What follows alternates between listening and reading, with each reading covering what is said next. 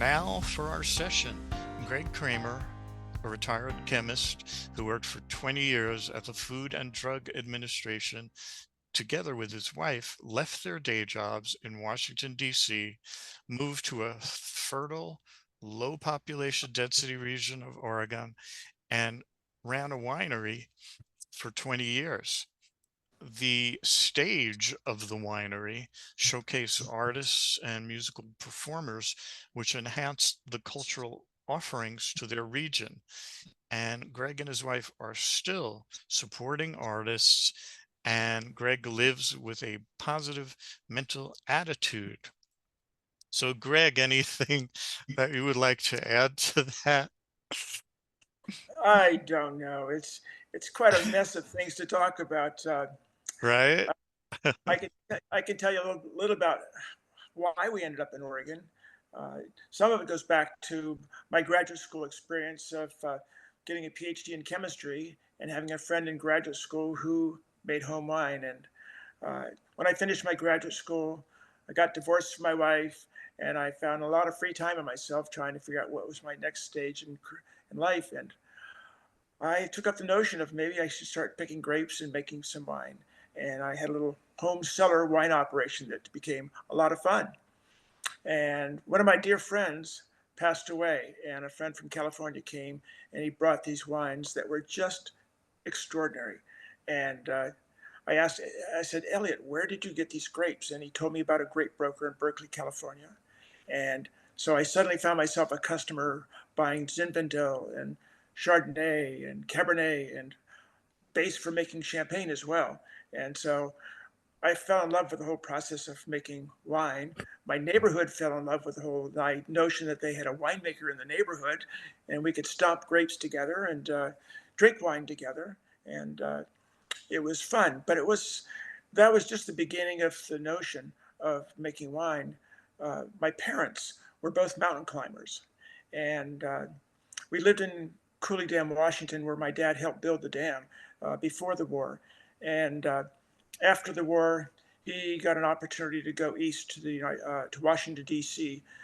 With a job as a mechanical engineer, and my parents had both been mountain climbers. And as kids, I was 6 years old when we moved to D.C. We never had a chance to climb mountains, and my mom passed away in 1994, and my 83-year-old dad, who's doing senior Olympics and running races and playing tennis 3 times a week, says, I still want to climb Mount Hood with my 3 sons. So my older brother put together this notion that we will have a family reunion to climb Mount Hood with my 83-year-old father. And so we got the whole thing planned out. We had 12 people show up in Portland, Oregon at the airport, and then rendezvous at Mount Hood. And the long and short of it is that my wife and I made it to the top of Mount Hood and saw sunrise from the top of Mount Hood on the 4th of July. We went over the John Day Painted Hills, swam in the John Day River, and we were just blown away by that experience. And uh, I started thinking about, could we actually get into the wine business? And could we do this? And uh, I had fallen in love with Rhone varietals, Syrah, Grenache, and Viognier. And those kind of grapes grow south of Burgundy. And Oregon's Burgundy is the Willamette Valley. So I figured, well, if we were to do this, we'd have to go out to an area south of the Willamette Valley, which is the Umpqua Valley, which is where I'm sitting right now. And so we came out 6 months after climbing Mount Hood with the idea that, can we really do this? And we came out and looked at property. We found a 109-acre piece of property. It was available for sale. And it was a great time to be buying. The stock markets were up and the prices for the real estate were down. And there wasn't much demand for vineyard property at that time. So we got a good buy on the property, and it had the lay of the land that we wanted. It was warm enough to grow Syrah and Grenache, as well as Cabernet, Merlot, Pinot Noir, Chardonnay, Viognier. So we laid out a 5-year plan to sort of move forward with this whole thing and get vines grafted, figure out what rootstock, what clones we were going to grow, what vineyard density. We walked out to other people's vineyards in Virginia and looked at their trellis height to see how high were the wires. And basically, we did this just doing research to try to figure out what was the right answer to what we were going to do.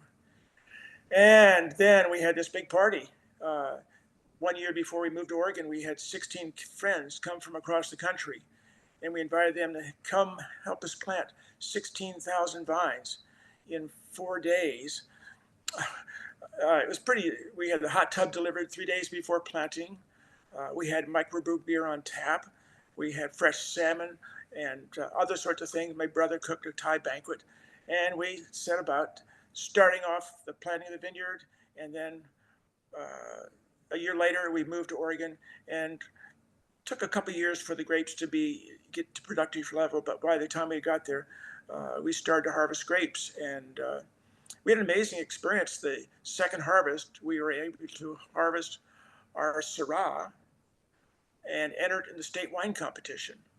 And we sold some of that same grape to our nearby winery, Brandborg Winery, in Elkton, Oregon. And we both entered the same competition with all the wineries in the state of Oregon. And my neighbor at Brandborg Winery won Best of Show for the Oregon State Wine Competition, which I thought was pretty impressive for second year harvest grapes. Well, it just so happens I was chosen with the best red wine in the state of Oregon for this competition. So this was one hell of a way to start entering the Oregon wine scene. We have red wine winning the best red wine in the state of Oregon. So it was almost embarrassing. We walk into the event and people are congratulating us, and we don't even know what they're talking about. So we soon found out that the people who were heading the Oregon wine industry, they liked someone who shows up and does something like that. And so I started working on the Oregon Wine Board, and sort of found myself as a place trying to be a leader and help. So it's been fun. And I That's how we think you started. had mentioned that you had introduced your neighbor to the grapes that he won with. Is that, am I Uh, confusing things? well, the odd thing is that when I bought grapes from California, they were crushed at a local winery down in San Francisco, Hmm. Brandborg Winery. Well, it turns out in the time that I had stopped buying grapes, Terry Brandberg had moved to Oregon at about the same time I did and set up his own winery. So here I am, the guy who used to crush the grapes that were shipped to me in Maryland. I'm now selling him as my neighbor. So we had that relationship for several years where he bought grapes from me and made wine from them. And he just retired. He sold his business, but we've both been in the business for 20 years here in Oregon, and it's a great place to be. And it's a low population density area, a great place for agriculture, and we're about 50 minutes to the Oregon coast, and about another hour to the east you get to the Cascades. So we're sort of in the valley that comes down from the Willamette Valleys to the Umpqua Valley, which is where we are. And then you get down to the Rogue Valley, which is down where Medford and Ashland are and stuff. So back to the early career, you were a chemist. What drew you to chemistry as a field of study? Well, that's sort of interesting too. Uh, my parents had gone to Oregon State, and when they were at Oregon State, they met this guy named Linus Pauling. And when I was in high school, it was in 1962. Uh, I have to go back to when we moved to Washington, D.C. The war had ended, and the infrastructure in Washington, D.C. was being built up with lots of people coming to D.C. to work there. And the school system started importing professors from colleges. And my high school chemistry teacher had been teaching at Johns Hopkins. And so he was my high school chemistry teacher. And in my 11th year of school, I had to write a paper about some famous chemist and pretend I was that famous chemist. Well, I chose Linus Pauling. My parents had knew about him, and he had gone to Oregon State, and so I chose Linus Pauling, and I'm writing this paper and trying to figure out how to tell the story about Linus Pauling, and I get to a difficult point where why did he become a chemist, and why did he go in the area of research he did? So I wrote him a letter and asked my questions, and he sends me back a copy of his Nobel speech for when he got the Nobel Prize in chemistry, and answers my questions. And by that point, I was pretty well hooked with the idea I'm going to go into chemistry. My older brother was getting a Ph.D. in chemical engineering, and so I chose that was my career path. I'm going to become a Ph.D. chemist and go into research. I didn't know where that research was going to go. And uh, after I sort of got out of graduate school, I found myself looking for an opportunity with the Food and Drug Administration, and I got hired into an area where my background was perfect fit to what they wanted someone to have, and so I got hired immediately to go work in food safety, environmental issues, and so I did that for 20 years. Got involved in mercury and PCBs and dioxins, stuff like that. But it was a great experience. All Wow, along. your parents knew Linus Pauling. You wrote a letter to him. He must have recognized the name. Oh, I don't know about You that. had a little connection, maybe. Yeah? No? I I met Linus Pauling at NIH at a professional meeting one night, and I had a chance to introduce myself. I mean, he's a pretty traveled man and very famous, and so he was an invited speaker for an American Chemical Society meeting, and I had a chance to say hello, which was sort of full circle in many respects. But Wow. And what can you tell us about your 20-year careers at the Food and Drug Administration? I was a rabble rouser. uh, I got to go to international meetings dealing with dioxin. Downstream from paper mills, I dealt with helping control dioxins that went into would end up in residues, not in paper for food packaging, but downstream from paper mills affecting growth and behavior of fish. Got involved in microwave popcorn bags where new technologies came along, where suddenly you have a little sort of a frying pan in a package that's cooking popcorn right in front of your eyes. And so there's a lot of technologies that come along. And we were worried about what kind of components would get into food under food use conditions. And so uh, one of the leaders, matter of fact, the legal counsel for the Society of Plastics Industry called me up one day. He said, Greg, you've got to quit bad talking about our popcorn bags because, you're hurting our industry. And I said, Jerry, if we don't get involved in this, we might as well get out of the regulation of all food packaging. And of course, a lawyer representing industry says, well, that's the smartest thing you've ever said. Just leave us alone. Don't have regulations. And so, but of course, within 2 months, we had a meeting of about 150 industry people come to Washington, D.C., and we sort of laid out what our concerns were. And then over the next 3 or 4 years, they reformulated and came up with new packaging constructions to make microwave popcorn bags conform with our expectations and did appropriate testing to sort of evaluate what might happen in terms of their use. But they became really good packaging product and used for military meals ready to eat as well as for microwave popcorn bags and stuff. So uh, I just asked a lot of probing questions, and I got awards from the Public Health Service for my work, and so I'm proud of what I did. But people were sort of aghast when I told them what I was going to do, leave, and so I had to go give a talk to a lecture about what I was about to do before I left my job, and people had a chance to ask about vineyards and grapes and all that sort of stuff. And needless to say, I didn't have much experience. I'd never grown grapes, and I'd never been in the industry and stuff like this. And so we had a vision, and we went out there to follow that vision, and we did, and we did well with it. But neither my wife or I had ever been in business. We had never grown a grape, and so it was a big adventure to go do this. Wow. So what were some of the biggest challenges you faced in running a winery over those 20 years? Uh, well, the biggest challenge, of course, is making money. Uh, Growing grapes was something I figured out and learned how to manage crop. I mean, if you can grow vines full of huge amounts of grapes, but huge amount of grapes don't necessarily produce ripe fruit or grapes that are suitable for making wine. So, learning how to balance the crop, learning about dealing with mold issues, dealing with all sorts of agricultural issues, and uh, I became good at what we did. I think I did a really good job at managing the industry, managed the vineyard. I had we had 4 or 5 workers at times that had to deal with picking grapes or leaf removal to expose the grapes to sunshine so they get nice ripe flavors. I made the wine. I didn't hire anybody to make wine for me. I came in having basement winemaking experience and a lot of vision that this is possible. Uh, so uh, my wife and I had never grown a grape. We'd never been in business, and we had a lot to learn. And we got a couple of people to help us with the vineyard when we first moved there. But I had to learn a lot about agriculture, the trellising, the managing of crop levels, trying to get grapes ripe, dealing with funguses that could come along because you got powdery mildew that can wipe out your grapes.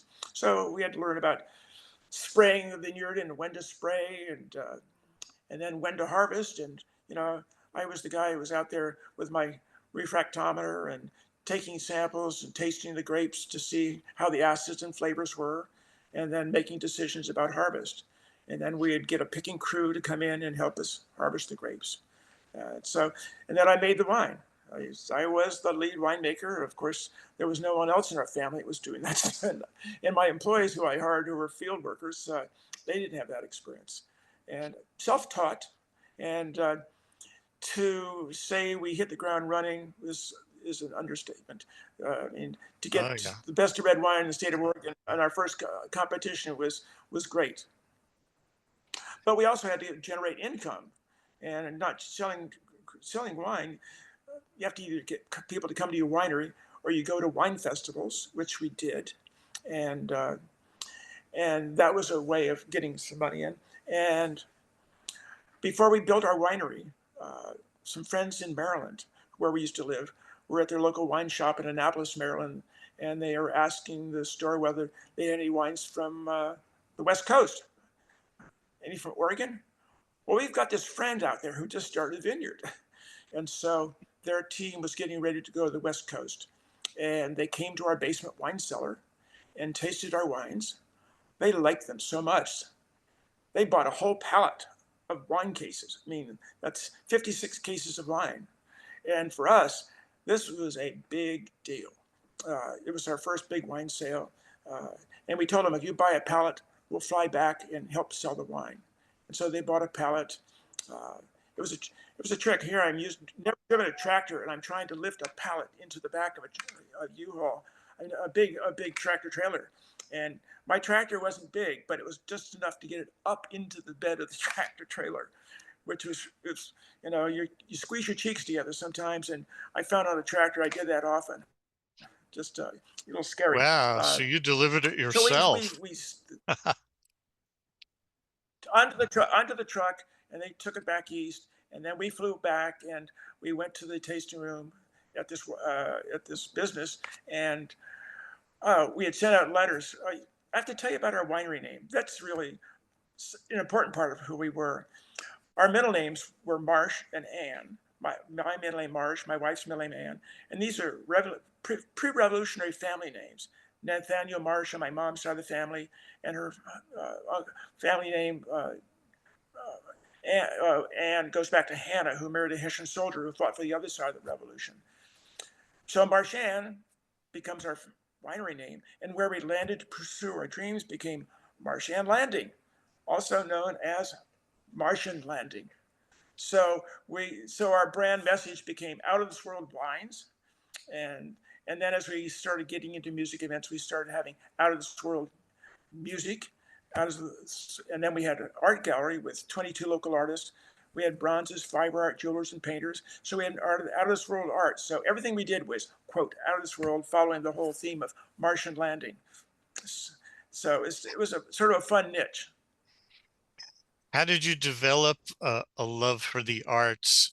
And then how did you meet all the people that you brought in, all the artists and musicians? I worked across the street from the National Gallery of Art in Washington, D.C., right on the mall. So when exhibits opened, I went there. Uh, and right after I got my job with the FDA, I found that there was a community choir I was singing in that led me to a group performing at the Kennedy Center. So I joined a large concert choir, and we performed at the Kennedy Center, and actually did a tour of Europe in 1984. We went over and sang in Venice and St. Mark's Cathedral, sang in Florence, Italy, and I played the trombone as a kid. I was around music, and it just became a sort of a something that felt personal to me. I really loved, and we were having this thought about how do we get people into our tasting room. And on a Saturday night, I didn't want people coming out there just to come out and get drunk or whatever. I wanted people to come out and be entertained. And so we thought about classical music. And I found a local chamber group that had just formed that year in Eugene, which is 60 miles away. And I got in touch with them. And next thing you know, they're coming down, and people really liked it. And after a while, people realized that I created a cultural niche that didn't exist.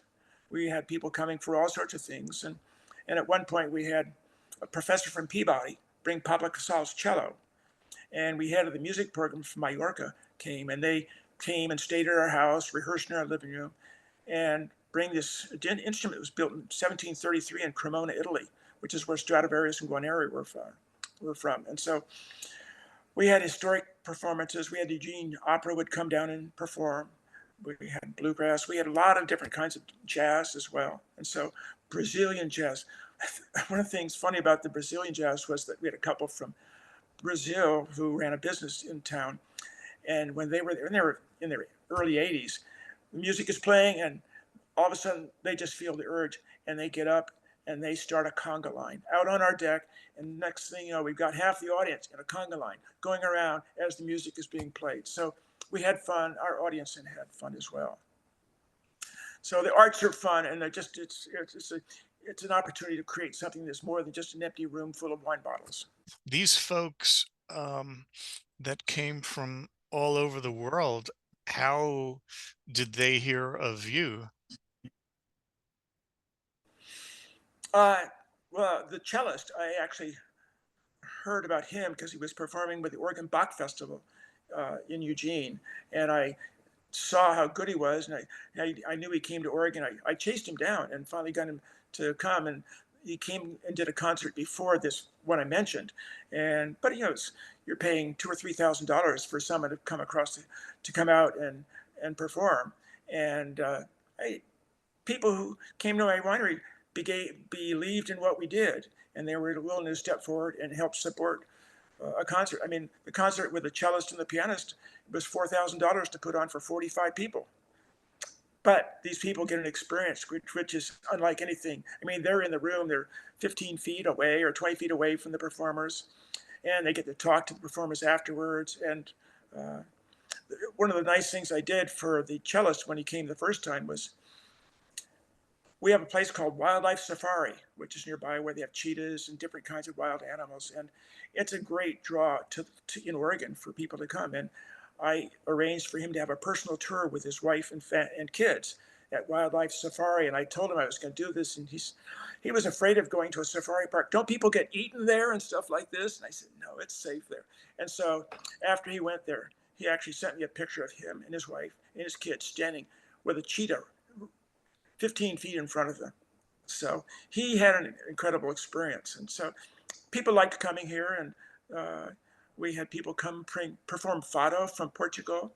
And now that we've sold our business, we're planning to go to Portugal next fall, and we're going to visit with these performers from Portugal. And they're excited that we're going to come see them.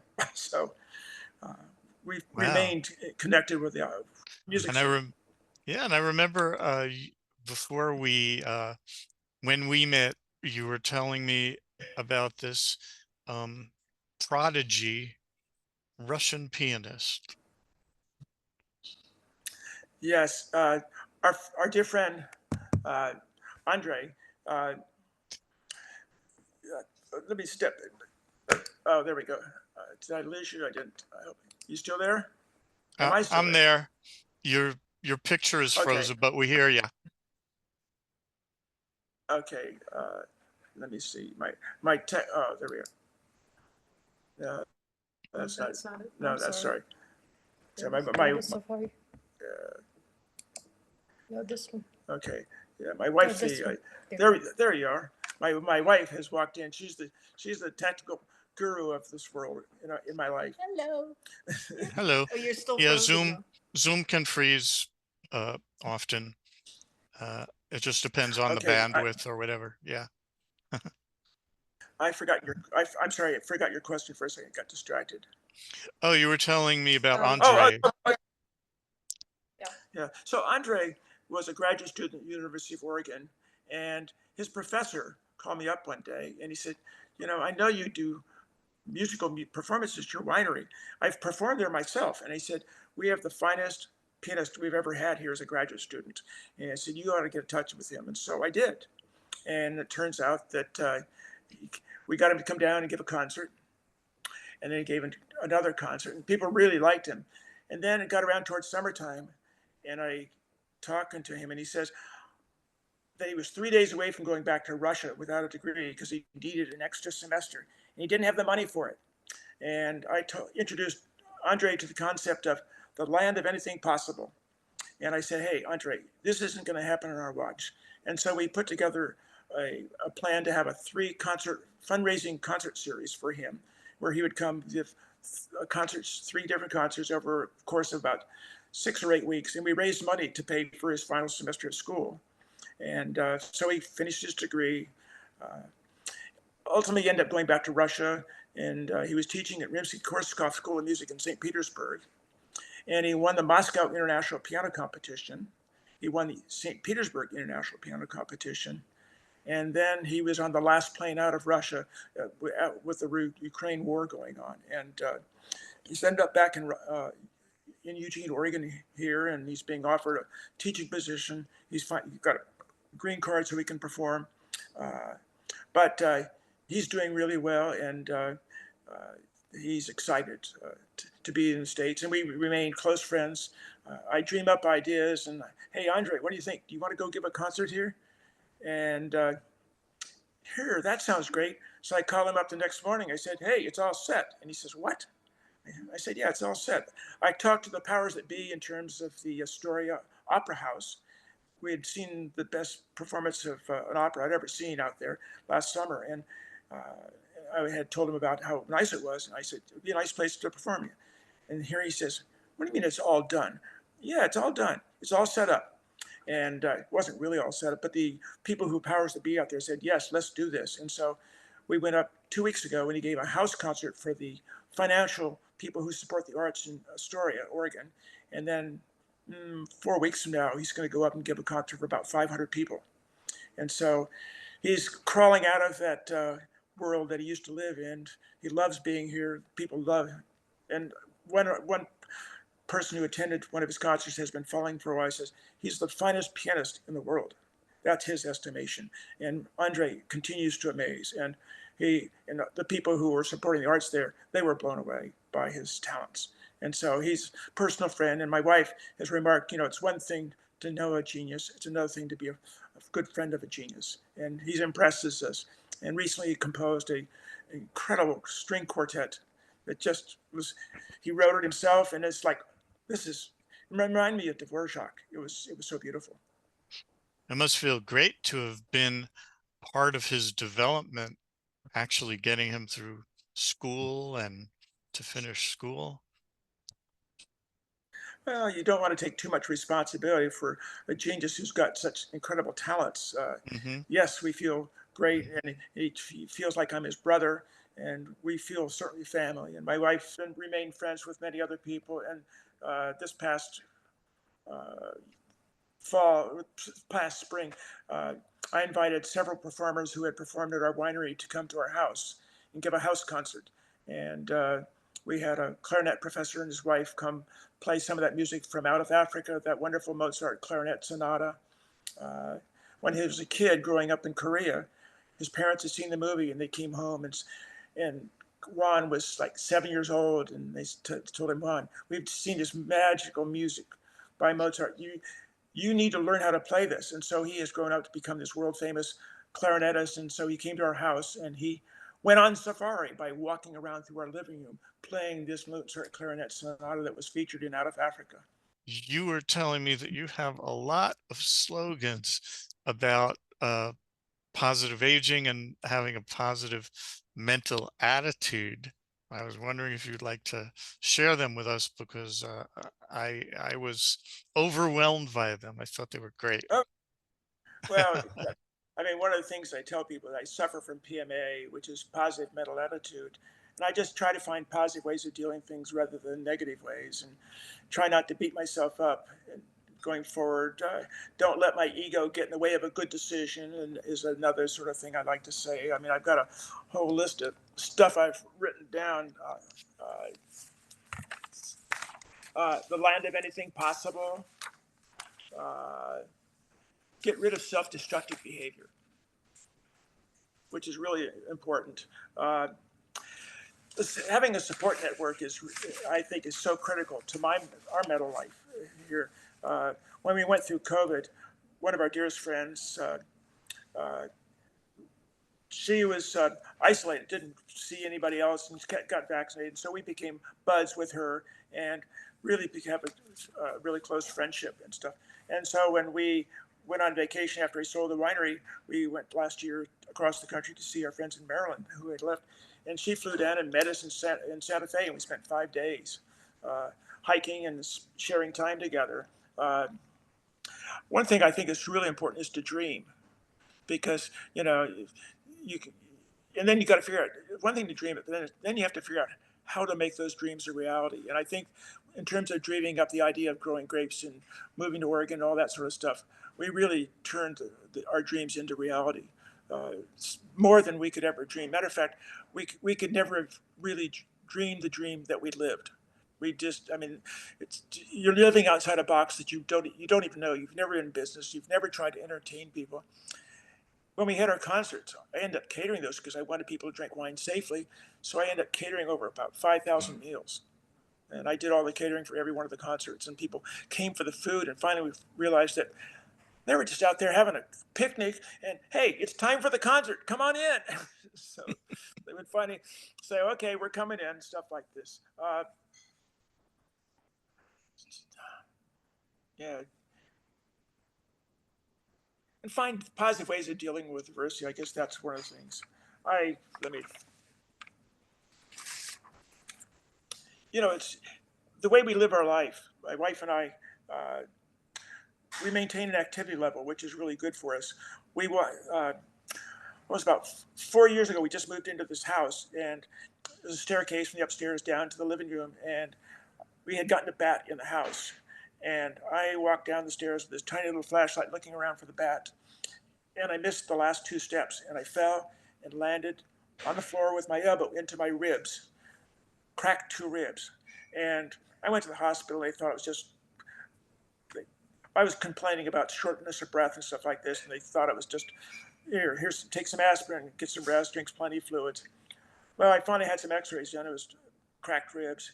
So I finally healed from those. It took a while, but in terms of recovery, I had low lung function. I tried to walk 50 yards and I couldn't walk. And so we developed a whole pattern of walking more and more and more until for the last 4 years now, we've been walking 7 days a week, 2 miles a day for 4 years now. And it's part of our routines. And it's around a big pond where there's eagles and ospreys and people with their dogs and things like this. And it's a fun place. It's an activity we look forward to every single day. So we have a lot of physical activity. Today's Tuesday, so today is Taco Tuesday. And our friends that we love so much, our pod, we get together every Tuesday for Taco Tuesday, and we're there for an hour. We eat our 3 or 4 tacos. We have a nice social interaction. These friends come over for dinner, so again, we see them for dinner once a week, maybe one of them, maybe 2 of them. It was Valentine's last week, so I end up cooking dinner for the lady friends. Most of the friends we have are my wife's friends. I didn't really have much time to build a lot of networks into, because the guys who are running the wineries are doing their own thing and stuff like this, but we still are close. But you were sort of working independently most of the time. And my wife retired about 4 years ago, and so we've had a chance to have a new life together. It's been wonderful. So, how do you suggest, or for yourself, how do you stay positive and motivated even when faced with challenges? Um, I try to figure out what the obstacles are I'm trying to deal with. And when we sold our winery, there were a lot of obstacles. We had never been in business, so selling a business was a challenge to us. And we just tried to keep thinking about, hey, we're out of the business, and let's just, you know, go through this whole thing. It was challenging, uh, but I mean, I'm sorry, I'm sort of stumbling here for a second, but uh, I mean, if we're going to like when we moved into our house here, we found that the front of our driveway we had 6 feet of blackberries growing along the road, the country road out there. And I said, I don't want our place to be looking ugly and stuff like this. And so I got an excavator in there. I got all this stuff dragged away. I ended up bringing in railroad ties, creating a beautiful, nice Japanese maple garden, and took this place that was ugly and turned it into something beautiful. And now I've got lilies and poppies out there as well, and a lavender place. And I've just tried to transform it and create beauty out of what we had, and try to find ways of finding joy out of what we do every day, uh, rather than just uh, Oh, I mean, Wow. I have deer that come down my driveway, want to eat my plants, and so I found ways of dealing with the deer, so that my efforts are not just in their mouths and out in the field someplace. I mean, I found out that my house is sort of it's like a migration route going from South America to way up some other place. They follow this historic path, and I've got these deer coming out of the woods, up through the forest, down the path behind my house, down my driveway, right past my flower beds, which I've put in with a lot of love. And oh, they like the bunch. And so I've tried to find ways of keeping them out of my garden, not shooting them or any of that sort of things, but using spray agents that they don't like. And so finding some way of dealing with the deer and still loving seeing them and stuff like this. So Wow. And what advice would you give others who are looking to live their life to the fullest? try to keep people involved in your life. I think it's really important for friendship, for dialogue, uh, for for feelings of love and joy. I mean, uh, uh, that's that's one thing. Eating well, maintaining your weight, seeing your doctors. I mean, there's a lot of things you can find on the internet that just talks so much about the importance of being involved with other people. That it does so much for your mental health. It does so much for your physical health. I mean, you can have uh, issues with memory loss if you're not sort of staying active and stuff like this. Uh, uh, and you carry around a lot more stress if you're not. I mean, other people really can help you feel much better about life. You don't feel alone. So, I mean, my wife and I feel very fortunate to have a pot of people that we just absolutely love, and they love us as well. And a lot of the people we met through the winery business, we still remain friends with because they came there all the time, and we're not involved in the same nature of business that we had, but they were very supportive, and they still care about us, and they're angry that we left our business and left the music scene because they enjoyed it so much. But we try to keep ourselves. We eat good. We eat well, but we also sometimes go out and have nice dinners. We have to drive 60 miles to Eugene to get the best, and that's also where the opera company is. That's where a symphony is, and so there's nice art galleries up there. So we make an effort to try to uh, nurture ourselves, I guess, and I think that's really a key to us. We There's not much moss growing under our feet. We try to stay Yeah. creative, try to stay creative, and be happy. And what are some things now that you and your wife are passionate about in your retirement? Do you consider yourself retired, unretired? We are definitely retired. I mean, my wife worked in computers and helped develop a telemedicine program for the VA, local VA clinics back before it was cutting edge when she brought that on, and she shouldered a lot of responsibility there. But we have time to enjoy each other. We have our daily walks. We meet twice a week for lunch. Uh, Local restaurant, a Greek restaurant, and for the Taco Tuesday. Uh, we have a movie theater in our house. not that many people can have that, but we were fortunate the house we bought. Uh, it's more than a dream house. It sits on a cliff overlooking the Umpqua River, which is one of the greatest salmon rivers on the whole west coast of the U.S. And where you can just look across the valley about 2 miles to the other side of the valley. So it's not like we tire of this place ever. We just have to pinch ourselves and say, how on earth are we so incredibly lucky? Uh, we enjoy food. We enjoy going to art events. We enjoy going up to Eugene to the jazz station and seeing events that take place up there. Uh, we just still try to stay engaged in getting out for hikes. The coast is so close that we can go. We want to. If the winds are blowing or the sea is big, it's a good time to go to the coast. uh, uh, and looking forward to going on vacation. You know, one reason we haven't done something like a vacation is we had a dog that we had for a number of years, and he wasn't going to fly to Portugal with us, and he was a senior dog, and we didn't really feel like leaving with other people. So we now he passed away this last October, and it's like we now feel free that we can actually travel, which we haven't done since January 2013. We did something odd, which other people may want to know about. We went to Italy. You ever been to Italy in the summer? You want to see anything in any of the galleries, the Uffizi Gallery in Florence? Try standing behind 10 people. You go there in January, the museums are empty, and you can walk right up and look at these places. So we had a great time touring in Italy. But that was our last real vacation, was 2013. So uh, we, get away for a day or so. When you're running a winery operation, you don't get away very much. And how do you continue? I know you're still supportive of artists and musicians. How do you continue to support them, the people in your artists in your community or coming into the country? Well, like we had 3 or 4 concerts here at the house. I mean, musicians get paid, and they came, and a couple of my friends who came to these events donated some money to help. I mean, you're spending $750 for 3 musicians to come give an evening concert of opera arias, and I provided food for everybody. We have nice big grilled salmon and stuff like this. So.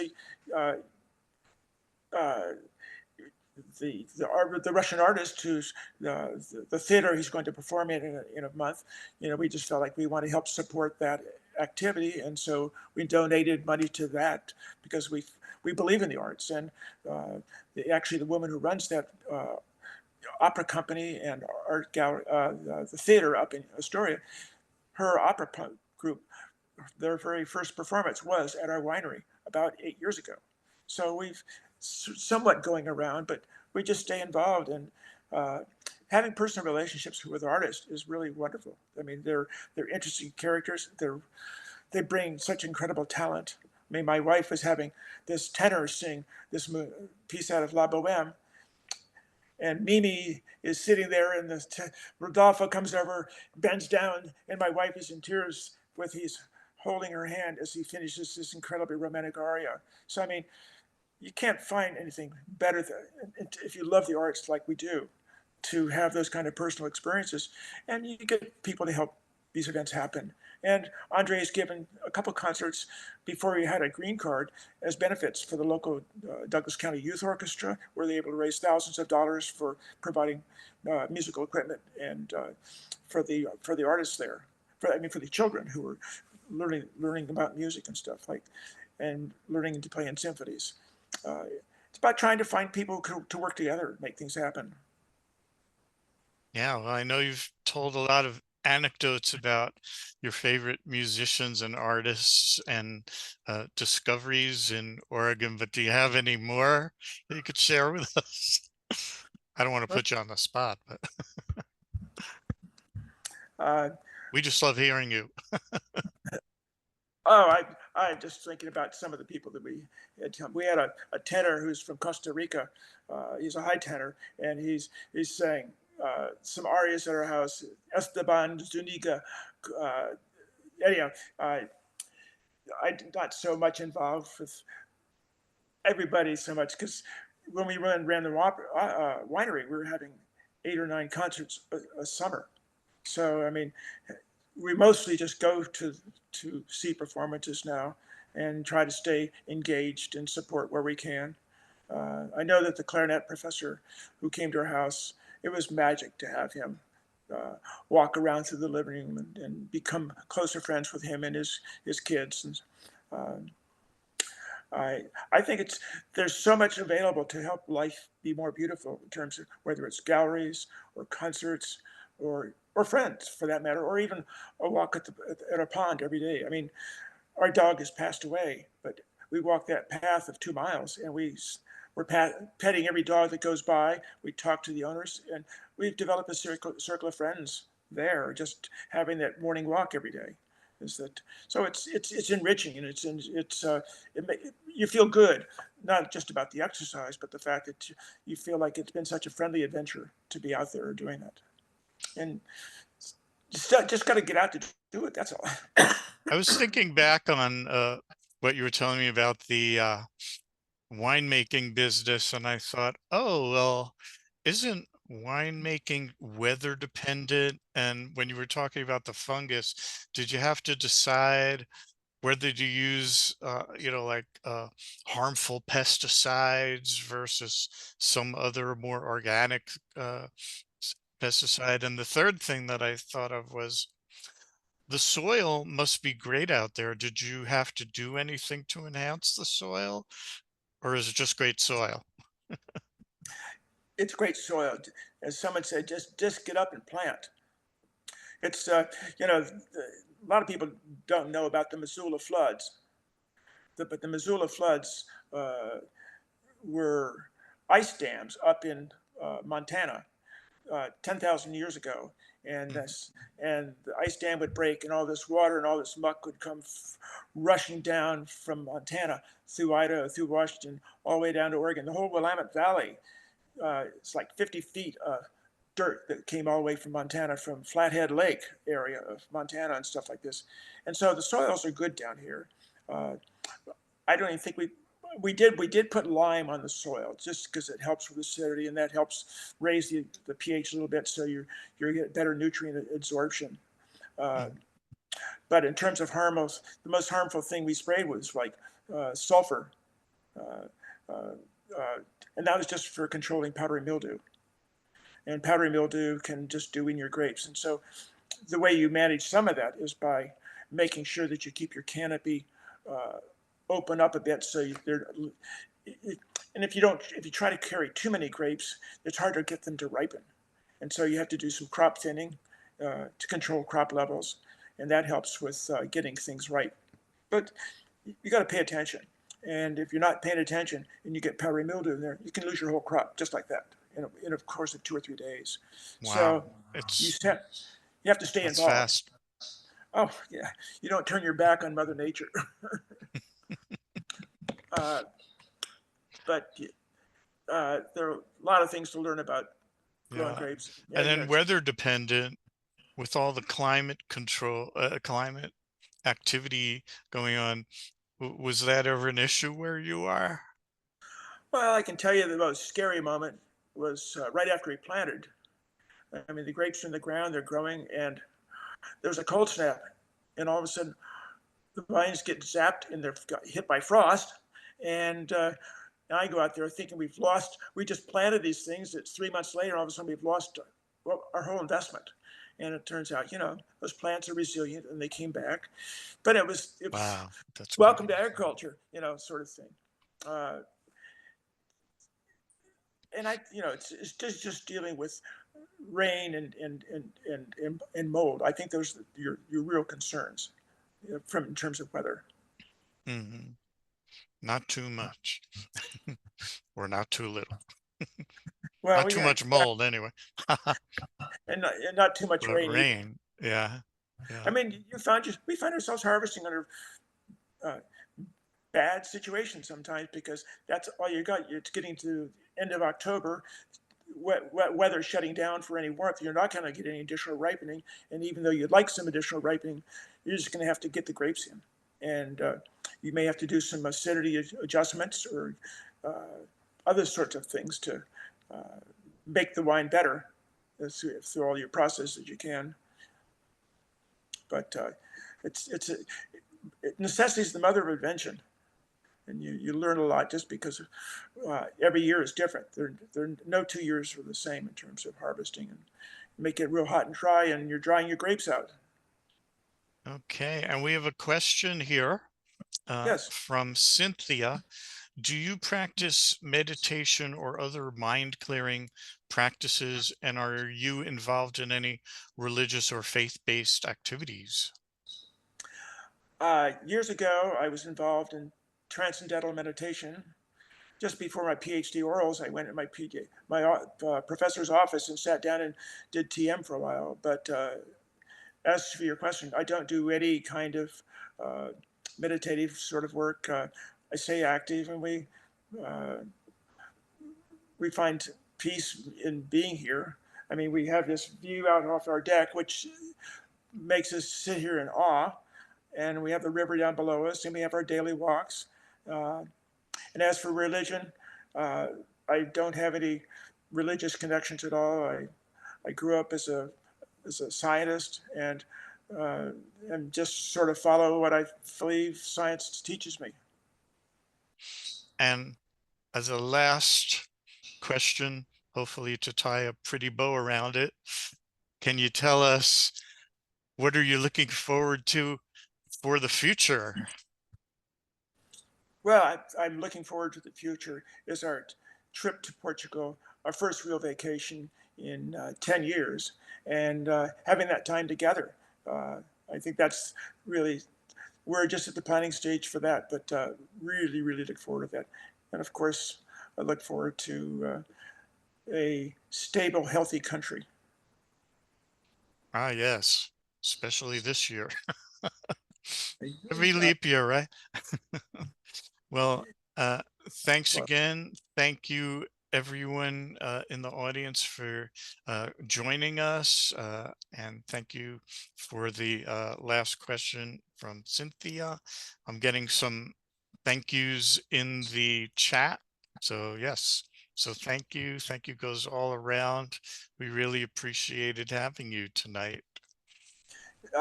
Jeff, thank Or you this very afternoon for you, yes. thank you so much for giving me a chance to play this afternoon and talk about our lives. I feel we've been very fortunate. We're very, very fortunate people to be here doing what we've done and have the life experiences. And you never know where your life's going to go unless you chase some rabbits sometimes. And you can find very rich things happening. So I'm happy I'm happy for this experience. So thank you.